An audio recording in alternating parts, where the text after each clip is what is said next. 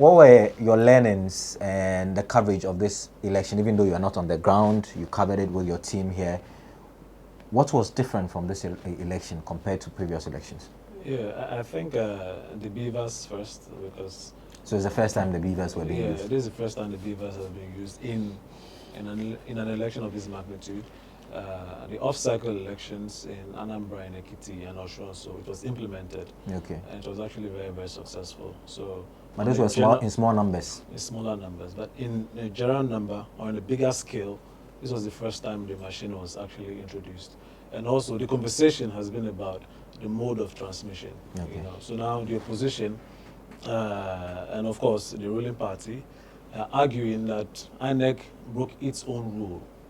You know, INEC was supposed to transmit the results from the polling unit to an INEC server. You know, then from the INEC server, it's uploaded to the IREF portal. Let me ask you, the IREF portal is basically a portal where Nigerians and anybody interested in the poll could go view the results. Unfortunately, instead of INEC waiting for all the results to be uploaded on the IREF portal, it began announcing the results of the elections prior to uploading it. You know, and that caused an uproar on social media. The conversation about that particular mistake started on Saturday around 9-ish, 10-ish, and that was when social media went agog.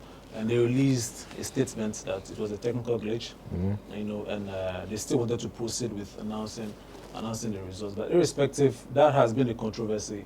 And like you said, Peter Obi and Atiku Abubakar are going to court to challenge INEC, basically. They've demanded for the results of the elections, you know. So that's so far so good. That is where we have. That is where we are with regard to the political parties. And again, this election has been one of the most competitive. You know, Nigeria has never had this voters registering for a particular elections. 93 million of them. Most of them were young Nigerians who actually wanted to cast their votes to ensure their votes counted. And 87.3 or so collected their PVC. So we expected a very, very huge turnout. Now, what is the conversation? The opposition, Labour Party, are saying, actually, Nigerians actually did go to the poll, but again, there was voter apathy, there was voter suppression.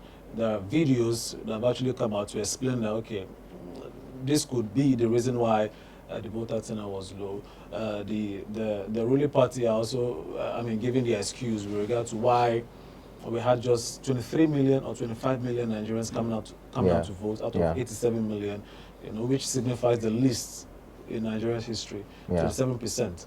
You know, that is another thing social media was talking about. And the whole euphoria that surrounded Peter Obi, this is the first time, I guess, in any African democracy, there's been a third force. That has been a third force. I know in Ghana we've had NPP, NDC. Yeah, we have August Indum and Co. August Indum, the Abu Sakaras also. Yeah, in the past we had the likes of Guzitando and Co forming their own parties. Yes, who have actually tried to compete with the two institutional parties. But this is the first time that we've seen in an African democracy a third force actually do well in a presidential election. It has never happened before, and I'm sure Peter Obi and Obedience must be commended for what they've done so far.